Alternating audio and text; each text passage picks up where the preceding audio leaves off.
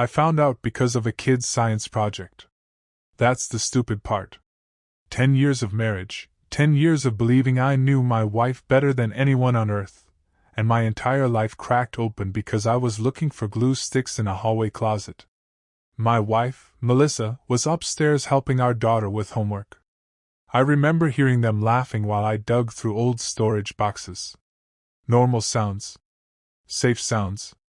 The kind of sounds that make you think your life is stable. Then I found a yellow folder shoved under a pile of Christmas wrapping paper. I almost didn't open it. Inside were medical records, birth certificates, and hospital papers. At first I thought maybe they belonged to Melissa's younger sister because the child's last name wasn't ours. Then I saw Melissa's name under Mother, and the birth date. The date hit me first. It was 13 years ago. 3 years before we met. I sat on the floor reading the same page over and over because my brain wouldn't process it. Male child. Father, Daniel Mercer. I had never heard that name before in my life. But the thing that destroyed me wasn't that she had a child before me. It was that the child was still alive. Because Melissa once looked me in the eyes crying, and told me she had never been pregnant before. That memory slammed into me so hard I actually got nauseous. Upstairs, she was still laughing with our daughter while I sat there holding proof that my marriage was built on something I didn't understand at all. And for the first time in years, I realized there were entire pieces of my wife's life I knew absolutely nothing about. When I met Melissa, she had this calmness about her that made you trust her instantly. I was coming out of a brutal relationship back then. My ex cheated on me with a coworker and somehow convinced half our friend group it was my fault because I worked too much. By the time I met Melissa, I was exhausted. Suspicious of everybody. Bitter in ways I didn't even realize. Melissa changed that. She listened. She remembered small details. She touched my arm when I talked, like she genuinely cared about every dumb thing I said. Within months I was spending every night at her apartment. A year later we were married. People used to joke that we were disgustingly stable. And honestly, we kind of were. We had routines. Friday takeout. Sunday grocery shopping. Watching terrible reality shows together after our daughter went to sleep. I built my whole identity around being her husband and being a father. There were warning signs though. Tiny ones. Melissa hated talking about her life before 25. She always redirected conversations. If I asked about old relationships, she'd joke. Nothing interesting happened before you. At the time, I thought it was romantic. Now I realize it was avoidance. There were also moments where she'd get weirdly emotional around babies. Once at a family barbecue, she disappeared after holding my cousin's newborn. I found her crying in the bathroom. She blamed hormones and stress. I believed her immediately. Because that's what trust does. It fills in missing pieces with comforting lies. The biggest red flag came 6 years ago. A teenage boy showed up at our house asking for Melissa. She turned pale the second she saw him through the window. Then she stepped outside and talked to him alone for almost 20 minutes. When she came back in, she claimed he had the wrong address. I remember thinking the whole interaction felt strange. Then I let it go. God, I wish I hadn't. That night after finding the folder, I barely spoke. Melissa noticed immediately. She kept asking if I was sick because apparently I looked gray. I told her I had a headache. Which wasn't entirely a lie. My skull felt like it was splitting open from trying to hold everything together. The folder stayed hidden in the garage under my toolbox while I tried to convince myself there had to be some explanation. Adoption, maybe? Surrogacy. Anything. But deep down, I already knew. At around midnight, Melissa fell asleep beside me. I just stared at the ceiling listening to her breathe. Then her phone buzzed. I wasn't even trying to snoop at first. I just glanced over automatically. The preview message said, "Does he know about Tyler yet?" I swear to God my entire body went cold. The sender was saved as Rachel Work. I picked up the phone with shaking hands. There were dozens of deleted conversations, but a few messages remained. Melissa had apparently been in contact with someone named Tyler for years. There were references to birthdays, school problems, money transfers. One message from Melissa said, "I can't lose my family over this." Another said, "He can never know the truth about who Tyler is." I felt physically detached from myself reading it. Like I was watching another man destroy his own life. Then I saw a photo. A teenage boy standing beside a birthday cake. Dark hair. Same eyes as Melissa. And somehow, he looked a little like me too.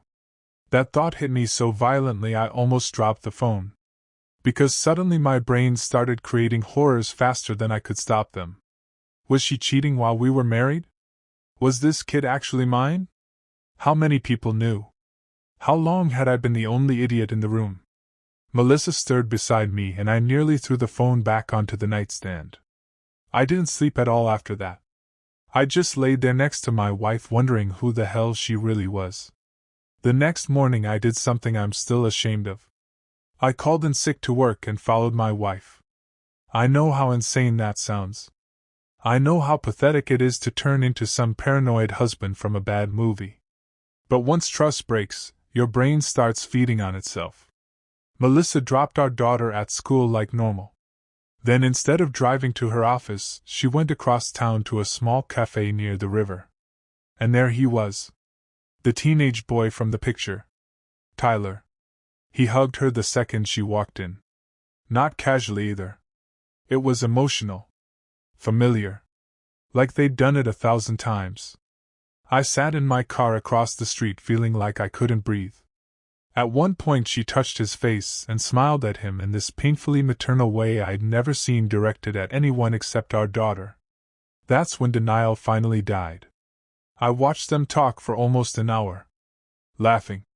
Eating breakfast. Existing together like a normal mother and son. Meanwhile I had spent a decade sleeping beside her without knowing he existed. I wish I could explain the humiliation of that feeling. People talk about betrayal like it's anger first, but for me it was embarrassment. Crushing embarrassment. I felt stupid. Weak. Publicly exposed even though nobody else was there. I drove home before she returned because I couldn't risk confronting her while shaking that badly. When she got home later, she kissed me on the cheek and asked if I was feeling better. And I almost broke right there. Because she sounded sincere. That's what messed me up the most. Melissa wasn't some cold manipulative monster in my mind. She genuinely loved me. I still believe that. But she also lied to my face every single day for 10 years. I started realizing those two things could exist at the same time. And honestly, that realization ruined my understanding of people forever. I confronted her 3 nights later. I wanted to do it calmly. I rehearsed speeches in my head during work breaks like some lunatic.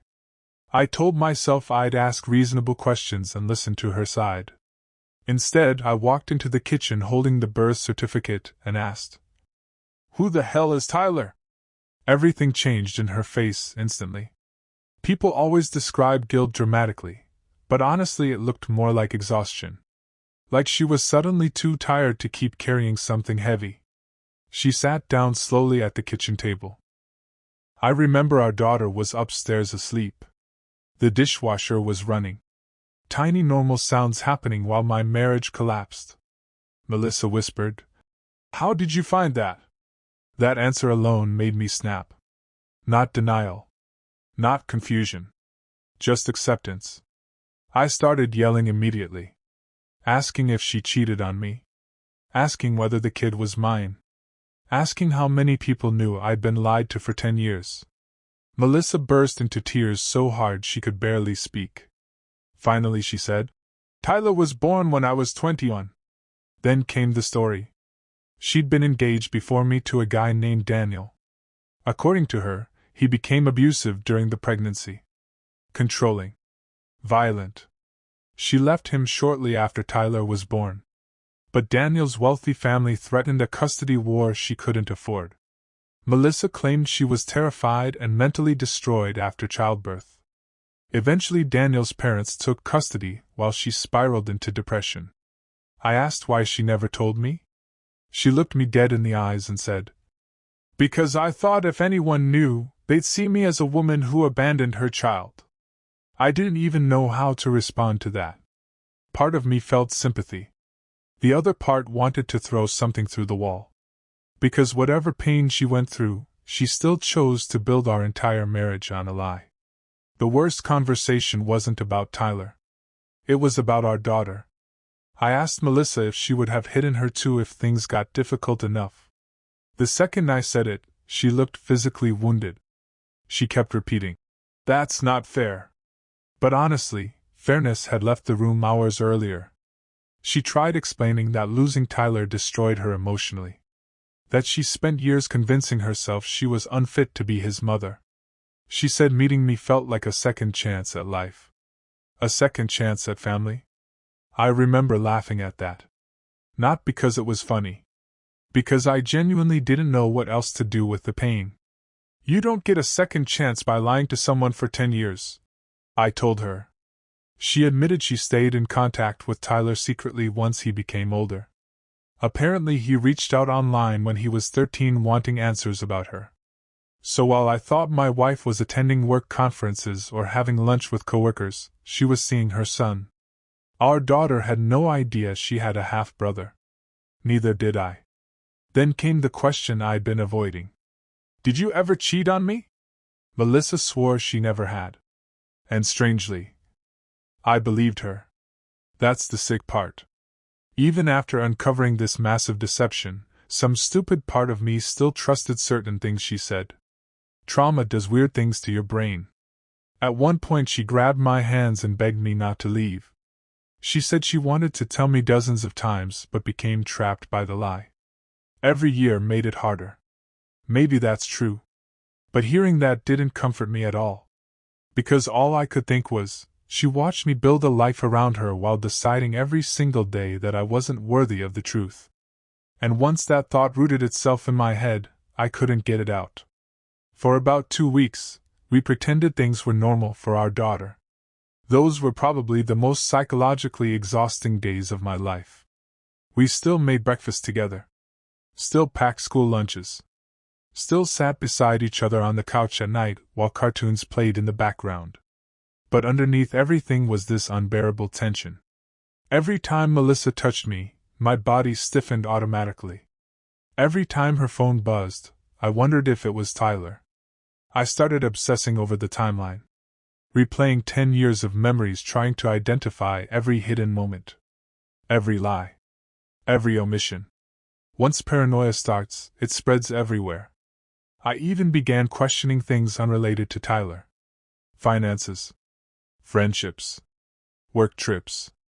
I became suspicious of reality itself. Meanwhile, Melissa was unraveling emotionally.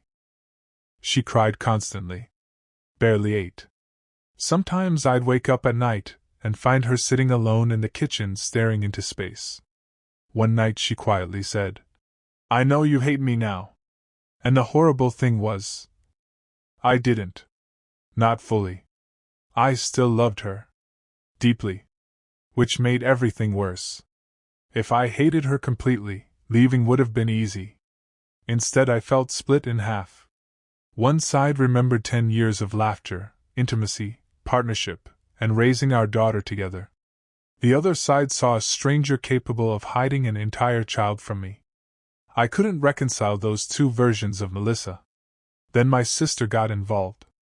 I made the mistake of telling her everything after too many drinks. She immediately said I should divorce Melissa before more secrets come out. Hearing someone else talk about my marriage like a disaster made it suddenly feel real. Not temporary. Not fixable. Real. And for the first time, I started grieving my marriage like someone had died. Things got uglier once our families found out. Melissa wanted privacy, but secrets don't survive emotional people. My sister told my mother. My mother called me crying. Then somehow Melissa's parents got involved and suddenly everybody had opinions about what I should do with my own life. Her mother defended her immediately. She was traumatized. she kept saying. She was young. You don't understand what she went through. And maybe I didn't. But nobody seemed interested in understanding what I was going through either. I found out Melissa's parents had known about Tyler the entire time. That detail almost broke me more than the original lie.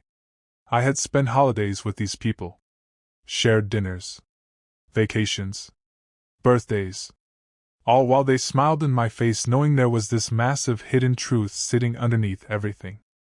I remember yelling at her father over the phone asking how he could watch me marry her without saying anything. He answered quietly. She deserved a chance to start over. That sentence haunted me for months. Because apparently my informed consent about my own marriage mattered less than protecting Melissa from shame. Meanwhile, our daughter sensed something was wrong. Kids always know. She started asking why Mommy cried so much and why Daddy slept on the couch. Hearing that nearly destroyed me. I realized our private disaster was bleeding into her childhood. Melissa begged me not to leave the house completely because she didn't want our daughter traumatized. So I stayed. But emotionally, I was already halfway gone. One evening I looked at family photos hanging in the hallway and suddenly wondered how many smiles in those pictures were genuine. I hated myself for thinking that. But betrayal poisons good memories too. That's one of the cruelest parts nobody warns you about. About a month after the confrontation, I met Tyler. I didn't plan to. Honestly, I didn't even want to. But Melissa asked if I would at least hear him out because apparently he felt guilty for ruining our family. Imagine being 16 years old and carrying that kind of blame. We met at a park near his school. He looked terrified when he saw me. And immediately I understood something awful. This kid had been suffering too. Tyler apologized before he even sat down. He kept saying he never wanted problems, and that he only contacted Melissa because he wanted to know why she disappeared from his life. I asked him if he hated her. He looked confused by the question. No, he said quietly. I just wanted my mom. That sentence hit me harder than anything Melissa said. Because suddenly this story stopped being about betrayal and started becoming painfully human. Tyler told me his father died 3 years earlier. Apparently Daniel had substance abuse issues and things became unstable after his grandparents got older. That's when Tyler reached out to Melissa online. He showed me old screenshots of unanswered messages he sent her as a kid through social media accounts he thought belonged to her. Some went ignored for years. I could tell Melissa carried enormous guilt about that.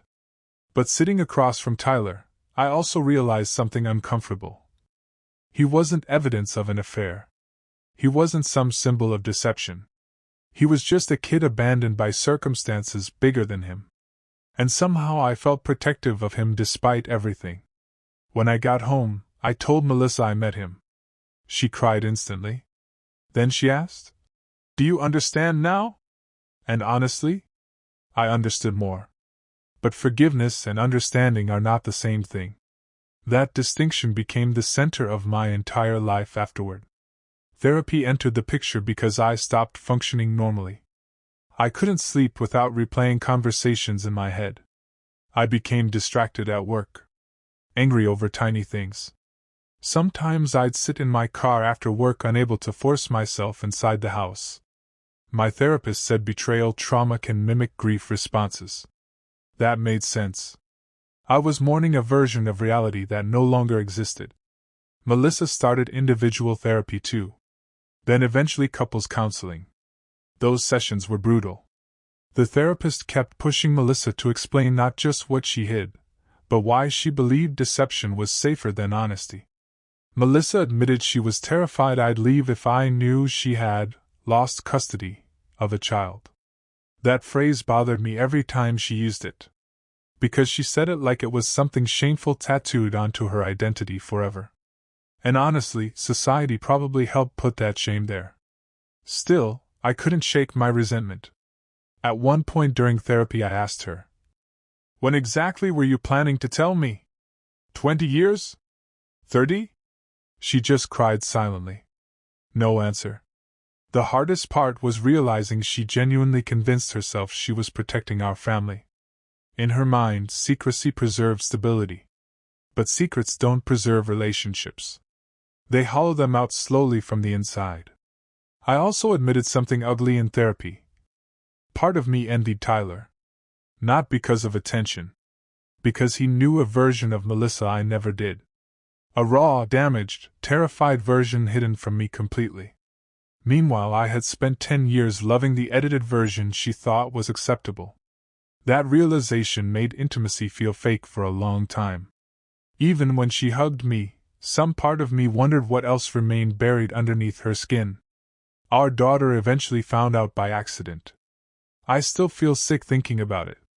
Melissa and I had agreed we'd tell her together eventually, once we figured things out ourselves. But life rarely waits for emotional readiness.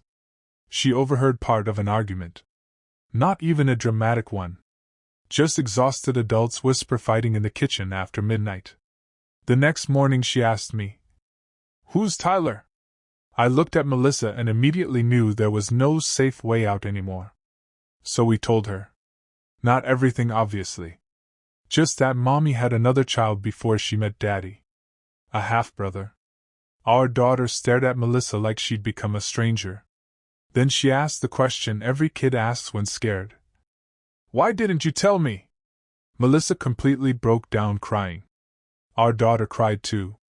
And I sat there feeling helpless because no matter what words we used, innocence was already gone from the room. For weeks afterward, our daughter became clingy and anxious. Her teacher even emailed us asking if something was happening at home because she seemed distracted in class. That email destroyed me. Children absorb emotional instability like smoke. Eventually she met Tyler too. And somehow they bonded immediately. Watching them together was surreal. They shared the same sarcastic humor. Same facial expressions. Same laugh as Melissa. It should have been heartwarming. Instead, I mostly felt grief. Not because Tyler existed.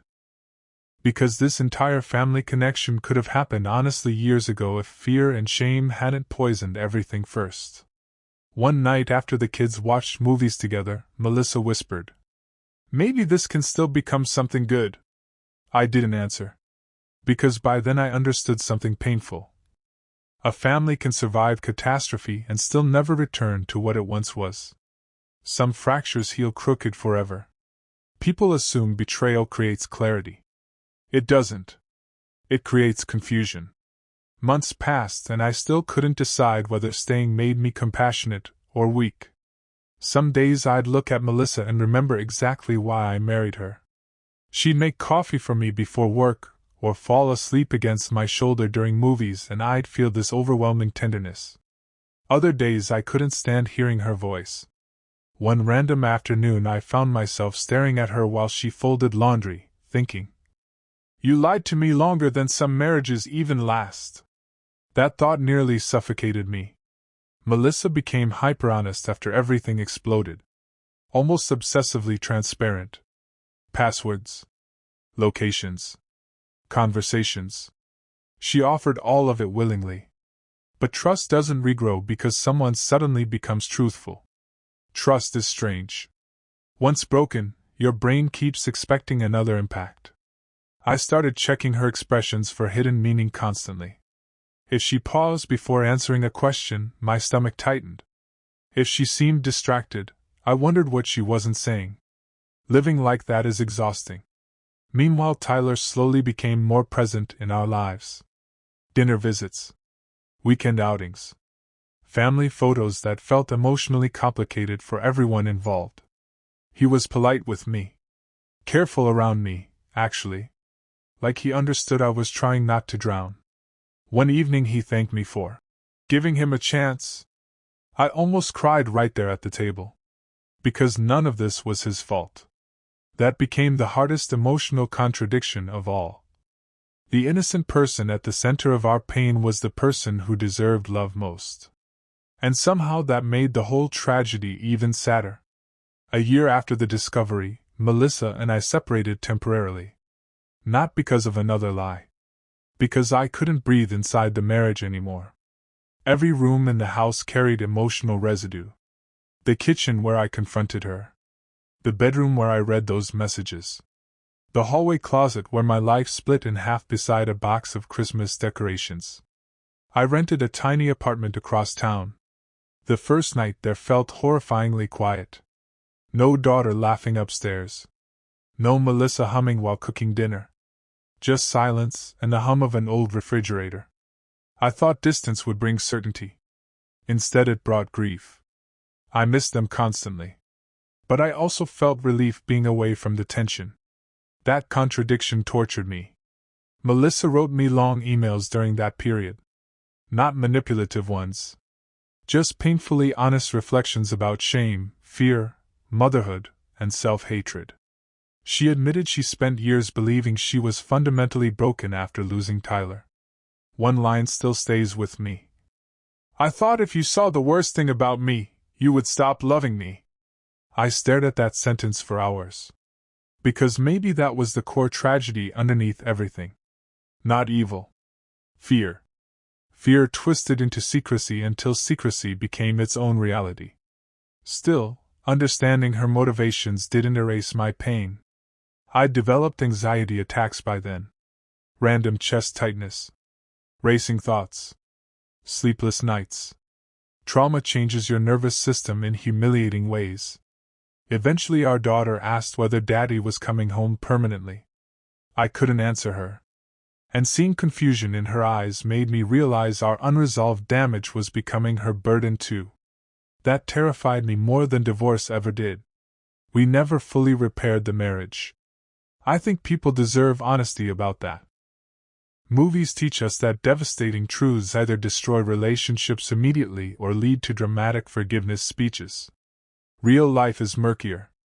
Melissa and I eventually moved back in together for our daughter's stability. We function well now in many ways. We co-parent. We laugh sometimes. We even still love each other. But something fundamental changed permanently. There's distance where certainty used to live. Invisible distance. I notice it most during quiet moments. If Melissa looks thoughtful too long, part of me wonders what world exists inside her head that I still can't access. That suspicion never fully leaves. And honestly, I hate what it turned me into. I used to trust easily. I used to believe love naturally meant transparency. Now I understand people can adore you deeply while still hiding enormous parts of themselves. That realization aged me emotionally. Tyler is in college now. He visits often. Our daughter worships him. Watching them together heals something small inside me every time. Melissa became closer with him too, though their relationship carries years of grief either of them can recover. Sometimes I catch her staring at old photos with this expression I can't describe. Regret mixed with relief. I don't ask questions anymore. That's another thing betrayal changes. Curiosity starts feeling dangerous. Friends occasionally ask how we survived everything. The truth? I'm not sure we did. I think we simply adapted to the ruins better than expected. And maybe that's what long relationships really are sometimes. Not fairy tales, just two damaged people deciding whether the broken pieces still resemble a life worth keeping. It's been 4 years since I found that folder. 4 years since I sat on a hallway floor realizing the person I trusted most had hidden an entire human being from me. Sometimes it still feels unreal. The strange thing about betrayal is that the sharp pain fades eventually, but the worldview change stays. It rewires you quietly. I no longer think in absolutes about people. Good people lie. Loving people betray trust. And shame can make someone destroy the very thing they're trying to protect. If you asked whether I forgive Melissa, I honestly don't know how to answer. I forgave parts of her. The terrified young mother? Yes. The woman drowning in guilt and fear? Probably. But the version of her that looked me in the eyes for 10 years while deciding I couldn't handle the truth? I'm still struggling with that one. Some nights I lie awake beside her wondering what our marriage would have looked like if she told me everything from the beginning. Maybe I would have stayed anyway. Maybe I would have helped her fight for Tyler sooner. Maybe our daughter would have grown up with her brother instead of discovering him through trauma and tears. We lost so many years to silence. That's the part one mourn most now. Not just the lie itself. The life we could have had without it.